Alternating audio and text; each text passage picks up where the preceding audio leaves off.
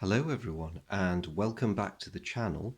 Now as promised I have set up a game of Firefly Adventures, and what I'd like to do in this one is just play through part of a game just to show you how the mechanics work and what it's like trying to adventure your way through this rather interesting take on the Firefly universe. So the scenario I'm playing today is called Raging River. And the premise is that River Tam, as she is often wont to do, has wandered off while the crew is enjoying some shore leave. Of course, this has triggered a bit of a panic among the remainder because I don't quite know which world we're on, but there's plenty of unsavory characters who, some of whom are all too aware that the Tams have a bit of a price on their head.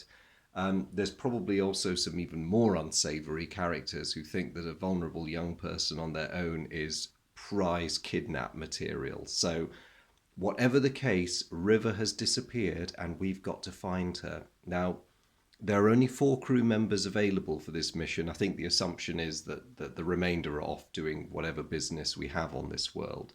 So I've had to pick very, very carefully who I'm going to send on the hunt for River. But first, because I realise this game has a very, very big footprint and it's a bit beyond my camera's capability to take it all in, I'm going to give you a bit of an overview of the geography before we start. So if I can get my camera over this bit, let's see if I can lower us down a bit. This is the dirtball little town that we've been wandering around in. River is being held inside this compound there. You can actually see her figure on its side. She's guarded by 2 thugs, and there's a third one inside the compound. You can see from the tokens all the doors are locked, so getting in is going to be tricky. Now, River starts the scenario, I'm sorry to say, in a little bit of a state. So while she might eventually get enough health back to use her special abilities, she's got 4 wound tokens and she's treated as downed at the start of the scenario. So she won't really be helping herself very much. Now, outside of the compound in which she's being held, there are a scattering of thugs and cowboys. These fellows are not immediately hostile, but if we go heroic, they will become so. Also, according to the scenario rules, the moment the heroes enter the compound, they have to act heroic, which means they'll be rumbled instantly. Now, the rest of the town is just empty buildings and dwellings, so really their primary purpose is to provide cover. I like this scenario because you have a lot of options in how you choose to play it. You can either just go in guns blazing and make a battle of it. According to the setup, most of the thugs are wanted criminals with prices on their heads, and that's what's represented by the credits underneath their character cards. These are randomly generated at the start of the scenario. So, while we have a reward for killing these guys, because at the end of the day they're not very nice people, our primary objective is to save River and get her off this edge of the map. Now, the 4 crew members I've chosen for this mission, I went round the block a few times on this because while it's tempting to go in with guns blazing, there are only 4 of us. And if you're playing this as a one-off mission as I am, you only have 3,000 credits to spend on initial equipment. And something like Vera, Jane's prized weapon, is worth more than half of that. So you would struggle to fit out every member of your team. What I'm going to do is I'm going to try and take a slightly different and I hope more subtle approach. So I've chosen Wash and Zoe because they make a good team. Jane, of course, because we do want a heavy hitter on this one. But I'm also bringing along Inara. And my cunning plan, you see, is to use Inara as bait. Sorry, Inara. So I'm starting her on her own at that part of the map, because I'm going to rely on her special ability while she's acting casual to move goons in her direction. So I would really like her to draw some of these people away from the compound before I try and break into it. So I've got Zoe, Wash and Jane over here. The idea being they'll sneak round the back while Inara's doing her thing. Jane, of course, is armed, but I've decided to give him something a bit more subtle. He's just got a vector pistol. Inara, of course, is equipped for negotiation and bribery, if it comes to it. Zoe has no weapon, but she's formidable in a brawl, and I would like her to be the group's medic. Now, I was going to give the wrench to Jane, but it's of more use to Wash, and also in extremis, it can serve him as a weapon. The extra credentials, I hope, will assist. So there we go. That is the setup, and that is the mission I have to accomplish. So as we go through the game, I will keep the camera trained on the board primarily, because that's where most of the action is going to happen. But I will be picking up the various characters' cards and referencing actions I'm taking, just so that it's clear what I'm up to. Now I've pre-arranged their markers on the timeline. So I do want Wash to go first. I'm really keeping the team together, but I've staggered it a bit in that Inara will make her move and Jane will take his turn last. The reason I've made Jane go last is that if anything kicks off, he's in the best position to intervene, and if there's violence involved, again, he's in the best position to intervene. So let's start with Wash. Now, really, at the moment, all I want him to do is to start walking. So I'm just going to spend 2 moments, 1, 2, for his first action, and he's going to start walking. Three spaces. So 1, 2, 3. Now looking at the rest of his special activities, this early in the game, he's not going to require any of those. So for his second action, now you can use both your actions on identical activities. So I'm just going to move him again. Move another 3. So that's Wash. What is Zoe going to do? I mean, really, if my cunning plan works, there's just going to be a lot of initial movement. Note that she can move Wash if she has to, but really I think she'd better focus on moving herself. So Zoe, like Wash, will spend both of her actions. 3 and 3. I hope I haven't snookered poor Jane back there. We'll see. It's a bit of a tight fit between those buildings. Inara.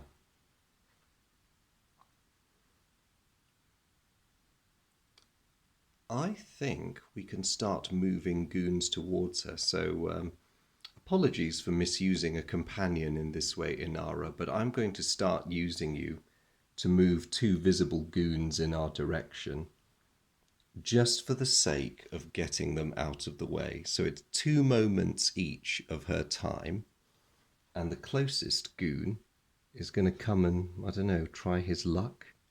3, 4. So he's going to go that way. The other one is going to go 1, 2, 3, 4.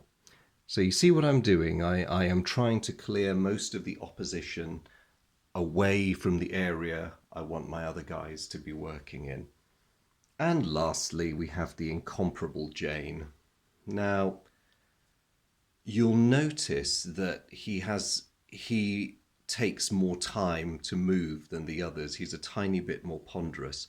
He does have a useful ability, and I think this is his ability to intimidate by sheer physical presence. If he moves a bit more slowly and sidles up next to an unalerted goon, he can move the guy away. So he's got a limited ability. He's just, unlike Inara, he's scaring them off. So I'm going to start Jane moving, an ordinary move, and for his second ordinary move, you see he's overtaken the group on the moments chart because he takes so much longer to walk anywhere.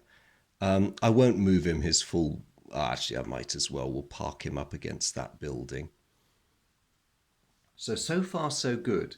Now, none of the goons get their own movement at this stage because none of them are alerted. None of them are prepared for anything. The only ones that are alert because they can see River are all the way over in that building yonder.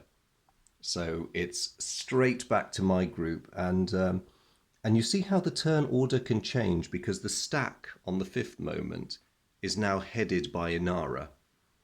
So all the ones underneath, until they're exposed by Inara moving on, are considered distracted. This is important because when you're distracted, you cannot assist. You're considered unavailable. So that's one thing I'll have to keep an eye on. The turn order will be subtly shifting, or the order of movement will be subtly shifting all the time as the game progresses. So Inara, I think, is going to carry on doing her good work. She is now going to move. That's 2 moments of her time. I really want to, 1, 2, 3, bring her up here where more goons can see her. She can draw them off. And I'm going to move her again. 1, 2, 3. That's good. She's now got line of sight to more goons. Can't see that one. Can just about see that one. If she was going to shoot him, he'd be considered in cover because of the corner of that building. But all she needs to do for the moment is give him that come hither look. So Inara is doing her thing. Zoe is up next. I want her to carry on moving. So I'll just move her the whole way. And Zoe is off. Now this is just in time because if Inara can draw that attentive fellow away and get rid of some of the others, then we can start cracking that lock without any suspicious characters wondering what we're up to. Wash, of course, will keep up with his good lady. 3 and 6, yep, they're up together. And Jane, no, not Jane, River. It's finally River's turn. Now she has a fairly limited range of actions. It's probably best if she stays down because if she tries to get back on her feet, those 2 goons will be on her and she is wounded. So her status is currently still downed. I'm going to have her spend a total of 6 moments to try and get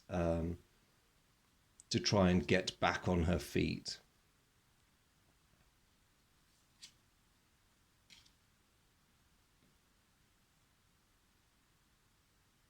Now, this may have consequences. She gets rid of 2 wound tokens, but, and there is a but, she has crossed over that starred mark on the moments track, and that does trigger a random event.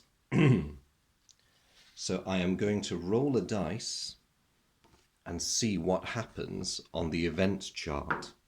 A 3. Place a thug as reinforcements. Oh dear. Okay. Well, when a thug is placed as reinforcements, we only have 2 available thugs at the moment.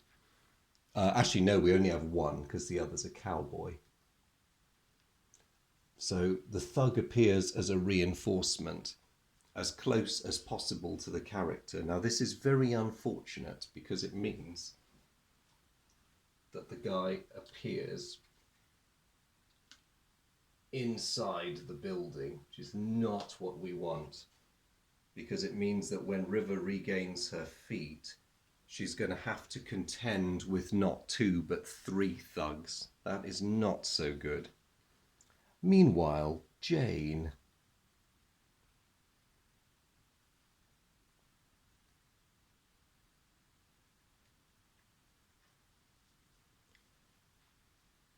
Jane is going to carry on walking.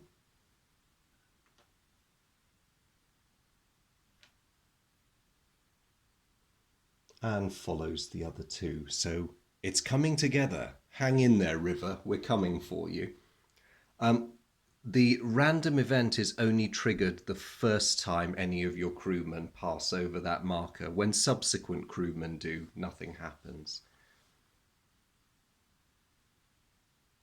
Now, you're probably wondering why I have not placed the equivalent markers for the thugs who are in the room with River Tam, because of course she's on her heroic side, even And so really they ought to be on the timeline. The reason I haven't is because she's downed. So until she gets back on her feet, she is not a threat enough for them to go into a reactive mode, if that makes sense. So I'm leaving them as they are because, as far as they're concerned, they're guarding a wounded and helpless prisoner. So at the moment, nobody has any suspicions. Long may that be so. Right, back to Wash. Now, this is where it gets a little bit tricky because there's no mechanism in the scenario instructions for you telling crewmen that they have to telling your crewmen that you can speak to a goon and move them on. So there's going to have to be a certain amount of violence. And the question is, do I initiate that now? It could be very, very chancy, especially if it's Wash, because no offense, but he's not exactly built for this, and there's some cowboys around who have ranged weapons. What to do? The alternative is to have him wait, or we could explode into action. I think I will just get Wash to sidle up to the locked door, but let's not provoke anything just yet. So Wash goes up there, and he can inspect the lock as a free action without actually arousing suspicion. Now, looking at what he's got to do, that's a heroic persuasion test. That's not good because he's going to have to go heroic, and that will alert every visible goon. So we might have to mark time before we do anything because I don't feel we're ready for a brawl just yet, and it's still quite early in the game. So if you want a character to wait and do nothing, you can advance them along the timeline to any point you wish, up to a limit of one space beyond the character who's currently furthest along. So the furthest I could put him would be there. Now, I really don't quite know what I want to do yet. See, I don't want to waste my time, but it might be best if he weren't in Jane's way either. So I'm going to put him there. Wash is just going to mark time and wait for now. He's in a good position. He's kind of where I want him to be for a bit of lock picking when it comes to it. So let's move Zoe up. What I'm going to get her to do is maybe flank that fellow.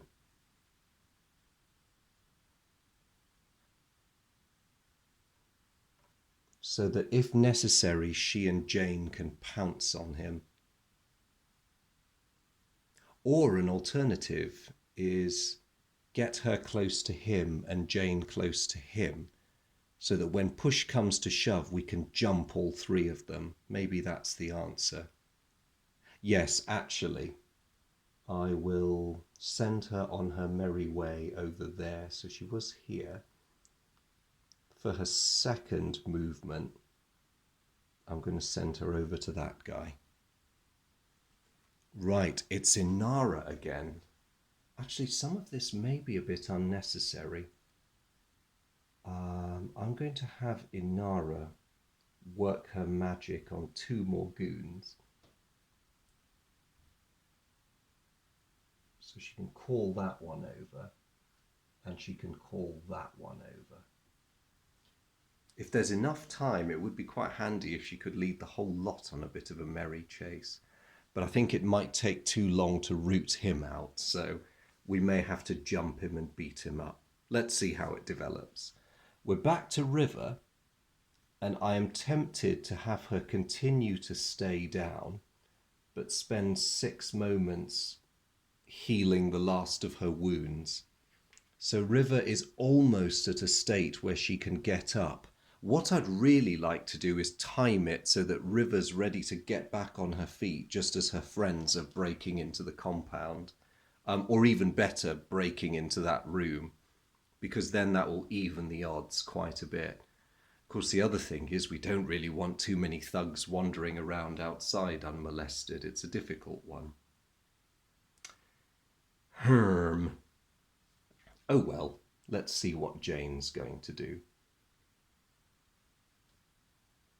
I'm going to move him for starters.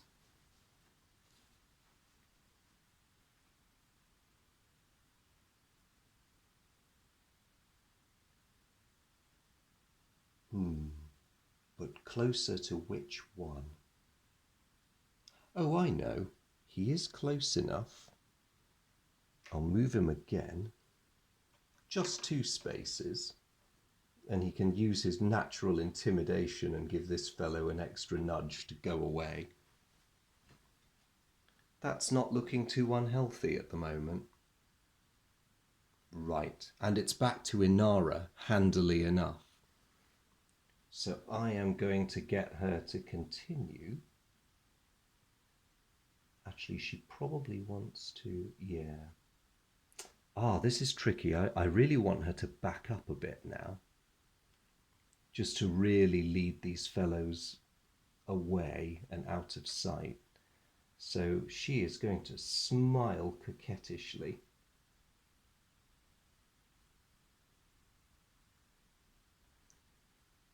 Oh no, she only moves 3.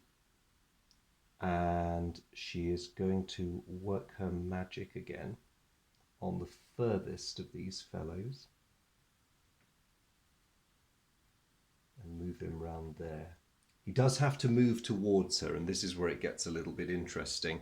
If time permits, I'd really like to get them all here, and then she can lead them round that side and then leave them milling helplessly. What about Zoe?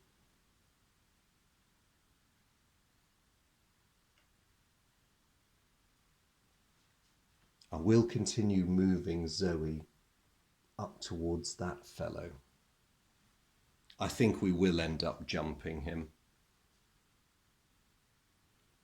Wash, unfortunately, is going to have to carry on marking time for now. Yes, there's not much else he can do at the moment, so I'm going to fast forward him over there. I am very conscious that time is pressing. We're almost halfway through the scenario now with Wash in the lead. What about Zoe? What am I going to do with Zoe? Really tempted to have her jump that one, but if I do, she'll do it in sight of at least that one and possibly them, which is not good. I think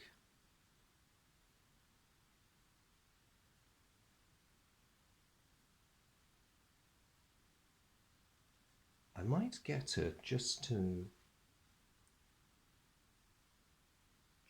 move ever so slightly out of sight.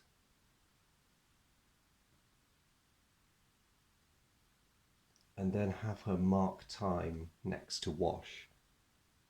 Inara, so much rests on you now, Inara. Right, carry on attracting people. And do so again.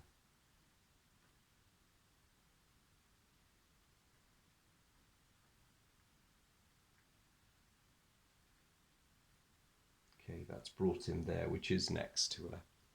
Most of them, now significantly, none of these goons have a line of sight to their friend over there.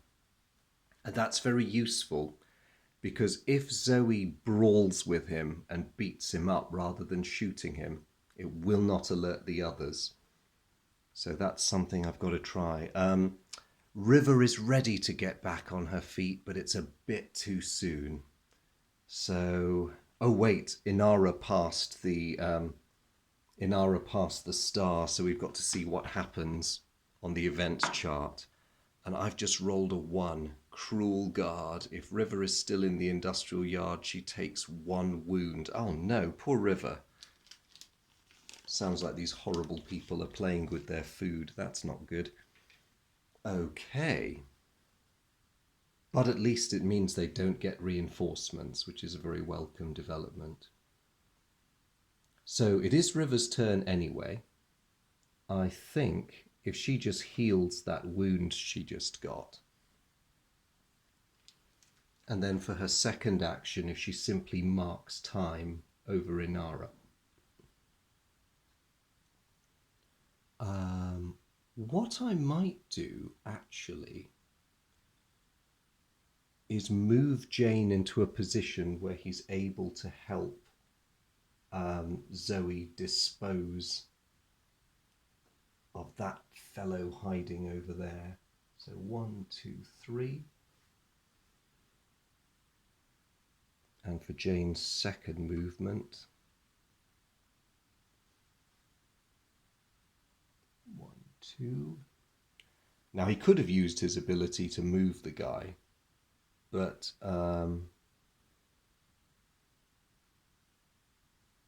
yeah, not worth it. He does have the ability to brawl if no other goons can see him, but annoyingly that one has got line of sight.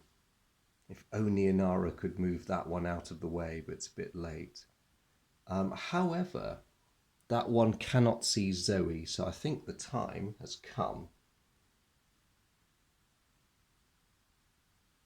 for Zoe to go into hero mode. So she's swapped her character over, her model, and her card switches from its casual to its heroic side. Her brawl is much better, and I am going to initiate a brawl with this fellow. So she gets +3. The chap who she has cornered is the grizzled gunman, who is actually in the worst possible situation for a man of his talents, because he has no brawling skill and his only talent is to re-roll missed shooting tests. So unless the dice are extremely unkind, Zoe has a +3 and he gets no modifier. So let's see how they do. This is how a brawl works. It's an opposed dice roll. So Zoe got a total of 5 and he got a 4. That's splendid because he only has 1 wound. So Zoe has beaten him up. Nicely done. So, and she's done it quiet-like. So we take away his model. And I have the great pleasure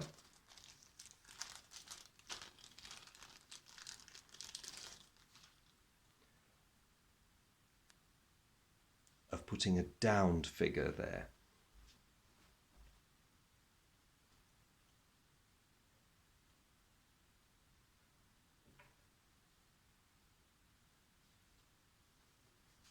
Not only that, but he was worth 200 credits in bounty. And that can be placed under our reward token for the end of the mission. So that's a good start. Well done, Zoe. And even better, Zoe has got a second action.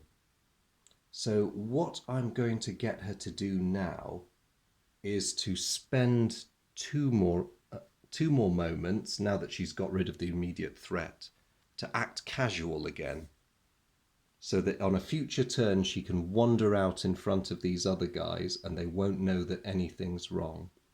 Now, if any of them happen to pass back that way and see the body of their downed friend, they will become alerted. But if Inara's got any control over it, they're all going to stay down here gawping at her, dewy-eyed. At least that's the plan. I think Jane's comment is probably the most apt in terms of what he thinks of my cunning plan, but let's see how it goes, hey Jane?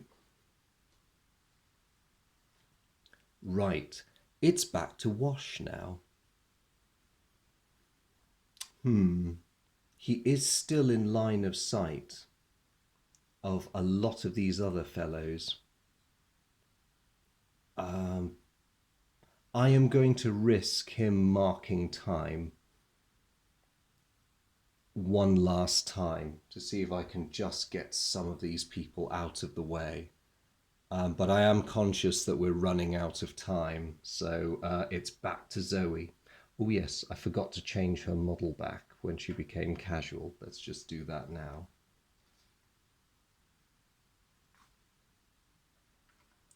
Zoe, I think, should probably go back to join him because he's going to need the backup when he breaks into the building. So Zoe is going to expend all of her actions or her moments to move back towards Wash.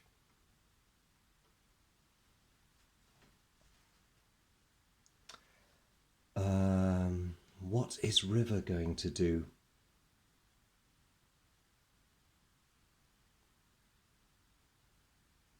I think I'm going to have to take a risk. Time is pressing, and this can't go on. We're going to have more people doing things. So I'm going to take a deep breath. River is going to spend 2 moments getting back on her feet.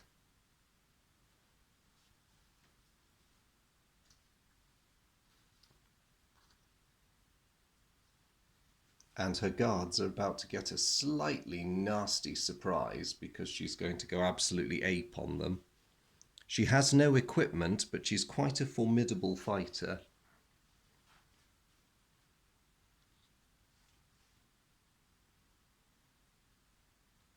And having got back on her feet, she's got a choice of targets. There's 2 people adjacent to her, one of whom is the bodyguard, and the other is the butcher. Now, both of them are quite formidable fighters. Um, Bit of a toss-up as to who to try to take down, really. The bodyguard can take more hits, he has more wounds. The butcher does more damage in a brawl. And they're both equally skilled in combat. Well, I think she'll have to do her best. And I think maybe if she attempts to take out the bodyguard, so she will spend another 2 moments to brawl. You can see we're moving steadily up the timeline now. I am running out of time. Now, River's great strength is that she gets an extra dice to every test she makes. So while that chap gets a +2, she has the wild card of rolling 2 dice. Let's see what happens. Oh, and she rolled a firefly symbol. That counts as a 6, and you roll again. Okay. She has done extremely well, and she has lamped him one. He gets 1 wound token, which unfortunately means she's only a third of the way there. But that's not bad. She's on her feet and she's fighting.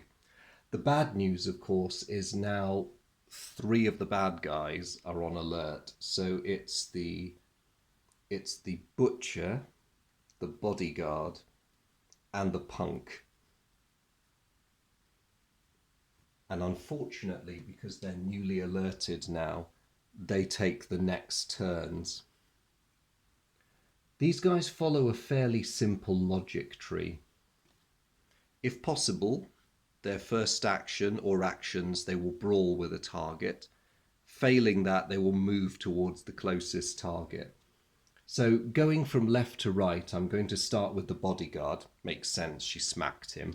So he is going to spend 2 actions to initiate a counter brawl. He gets his +2, she rolls 2 dice. Let's see what happens. Okay, he has wounded her. That's not so good. And he is going to do it again. See, hopefully, if I'm lucky, he'll roll badly and end up just hurting himself trying to take River down. Oh, and he's rolled a 1. Now, the disgruntled face means an automatic fail. He does no damage and River stomps on him. So that was not an overly satisfactory turn for the bodyguard. The other good news for players in general is that goons of all stripes do not cooperate with each other. So there's no 2-on-1 advantage for those two piling into river. So yes, I think for the moment we're doing all right. So the very next one to pick on her is the butcher again. Remember him, he gets a +2. So he is going to have a crack at her. Same kind of dice rolling. And she wins. Nice. He takes a wound. That was a relief because he does 2 damage in brawls and that could have been nasty. He's going to try again, and if I'm very lucky, he'll just end up knocking himself out. Makes my life a lot easier. Come on, River. And she has done it. Look at that. Oh no, she's just cancelled her own Firefly with a disgruntled. So unfortunately, he has won and he does 2 damage. She's still on her feet, but she's not had the best of that exchange. Now finally the punk, who's some distance away, is just going to sidle over so that he can engage her as well. And he's going to try and get a bit of the action.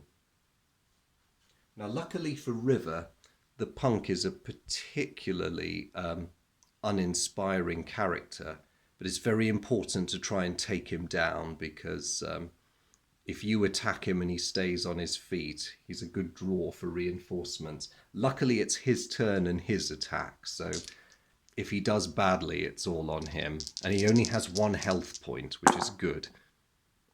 Oh, rats! He got a Firefly symbol. Oh, no. So he got a 10 altogether. Unfortunately for River, she's just taken another hit. This is... She's now got 4 wounds out of her 5 available. She's perilously close to being downed again. In fact, I'll lift up her card. She's not getting the best of this one, unfortunately. So it's back to Inara. Now I need to be as tactical as I can about this. I am going to get her to succor as many people as she can into this, but I don't think my Pied Piper trick... Actually, do you know what? I'm not going to do that because he actually can see less where he is. For my next action, I'm actually going to move her over there because we really need to try getting them away from that area.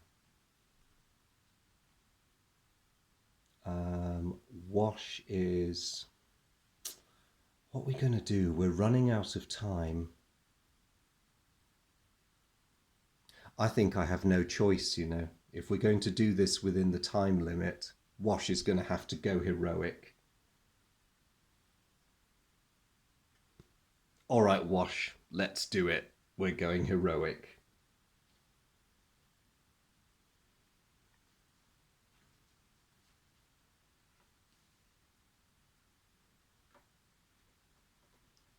So looking at the persuasion challenge, Wash needs to roll a... I hope that's focusing. Wash needs to roll a 6 or better.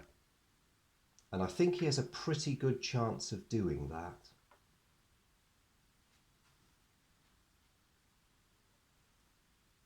And if you remember from the token, it takes him 2 moments to attempt the challenge. So he's going to go for it. Now he can use his... He can use his inherent ability. He can spend 2 more moments to add a dice roll bonus to his test. And he also has the bona fide credentials, which give him an extra bonus. That's not relevant in this situation, but he does have the bonus. So he actually gets +2 to his dice roll and potentially can add an extra dice. I think, given how limited the time is, we'll try it without his bonus this time. So I'll roll and see what happens. And he gets a 7 in total. Nice one. The door is open. So that was his first action. Now he's going to move. And you'll notice he's somewhat faster when he is on his heroic side. So he is going to go for it. 2 more moments. And he goes 1, 2. I think we'll have him go that way. 3, 4. So he is out of sight at the end of his turn of that goon over there. So that fellow won't move, although they do start investigating if they can hear noises. And I'm afraid there is the noise of an active hero over there. So he will investigate, even though he may not be immediately hostile. But Wash has bought himself a bit of time. So back to Jane now. What is Jane going to do? I think Jane's going to have to go in there. The question is, do I want to make Jane heroic to make the most of his speed? I think I probably do. Oh well, in for a penny. Let's go for it. So Jane has just gone for some thrilling heroics.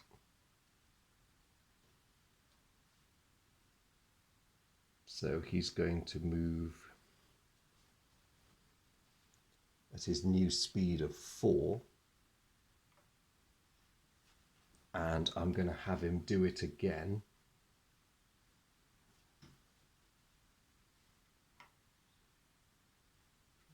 Oh dear, he almost made it to the door. Almost. But that does rather undo all of Inara's good work. It's all going to have to be speed now. Funnily enough, Inara is next, but we're already too late because all 3 of those goons have seen Jane.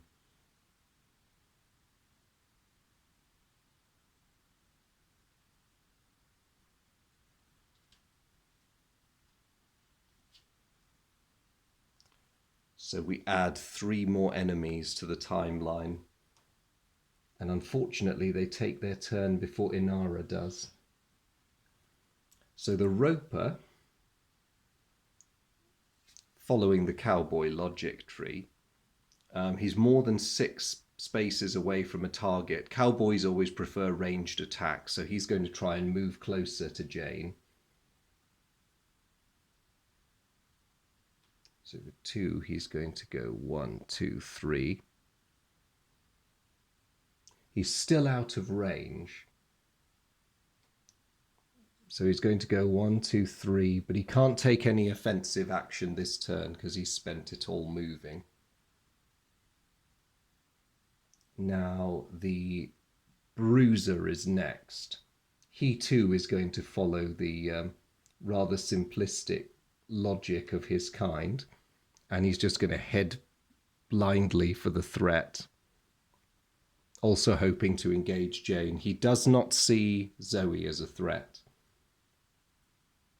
The martial artist will do likewise.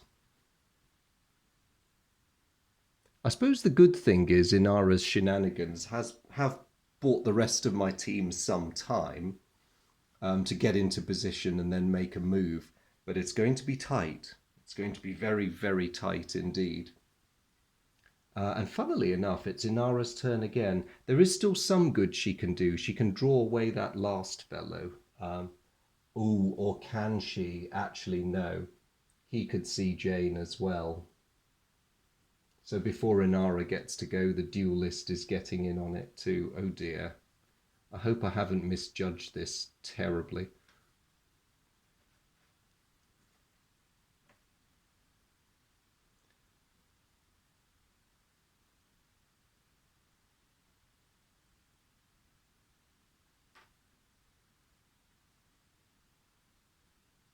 Getting awfully crowded back here now.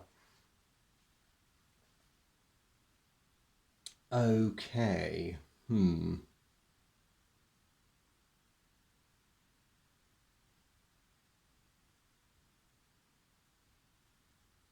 So it's Inara's turn. Now, brawling is really not her strength, but I'm wondering. She can continue to cause disruption by moving goons towards her, so I might do that. So I'll have her move. She's going to have to try and move towards the edge of the board as well if we're all to escape this. Actually, I'd probably better get her moving anyway.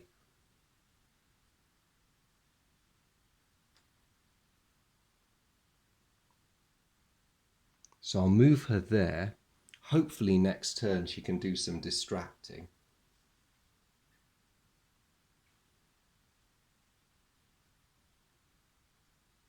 And now it's back to the bad guys who are in the building with River, which is not so good. She's not downed, so the butcher is going to attack her. Oh dear, hang in there, River. We're coming. Oh, well done, River.